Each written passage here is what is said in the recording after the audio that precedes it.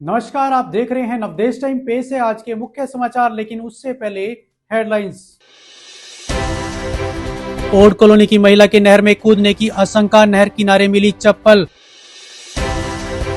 SK road पर सांगीपुर नाके के समीप अनियंत्रित होकर पलटी कार, बड़ा हादसा टला। रादौर सरकारी हॉस्पिटल में शुरू हुई आधार कार्ड सेवाएं, डॉक्टर विजय परमार। शहीद उधम सिंह काम्बोज जयंती की तैयारियों को लेकर 19 दिसंबर को होगी बैठक। अब खबरें विस्तार से।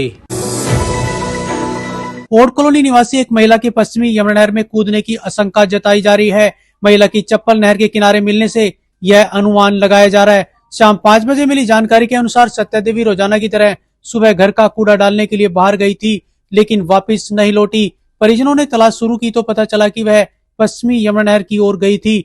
नहर किनारे उसकी चप्पल मिलने पर परिजनों ने पुलिस को सूचना दी। सूचना मिलते ही पुलिस और गोताखोरों की टीम मौके पर पहुंची और नहर में महिला की तलाश की, लेकिन शाम तक महिला का कोई सुराग नहीं लग पाया।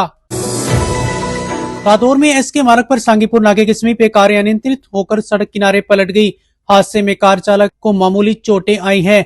शाम 5 बजे मिली जानकारी में प्रत्यक्षदर्शियों के अनुसार कार लाडवा की ओर से रादौर की तरफ जा रही थी। सांगीपुर नाके के पास पहुंचते ही कार अचानक अनियंत्रित हो गई और सड़क किनारे पलट गई। उस समय पास ही चाय के खोखे पर लोग मौजूद थे, लेकिन सौभाग्य से किसी को कोई नुकसान नहीं पहुंचा। घटना के बाद आसपास के लोग मौके पर पहुंचे और चालक को बाहर निकाला।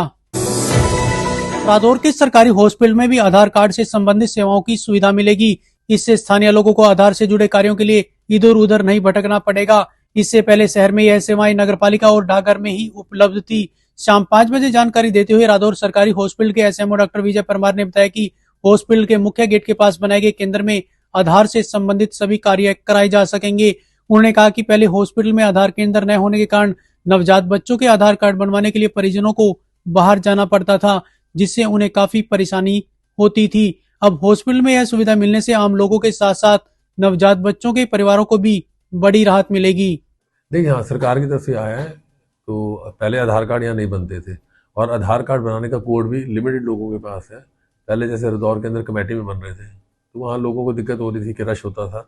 अब हमारे यहाँ पे हॉस्पिटल के बाहर हमने इनको अपना जगह दी है बैठने की, तो आधार कार्ड यहाँ बनाए जा रहे हैं।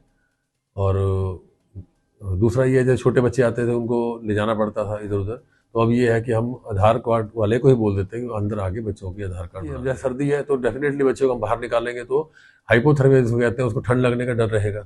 अब ये है कि अगर बच्चा अंदर है और यहीं पे वो उसका आधार कार्ड बन रहा है तो बच्चे के लिए और उसकी फैमिली के लिए बड़ा ये अच्छा कार्य है।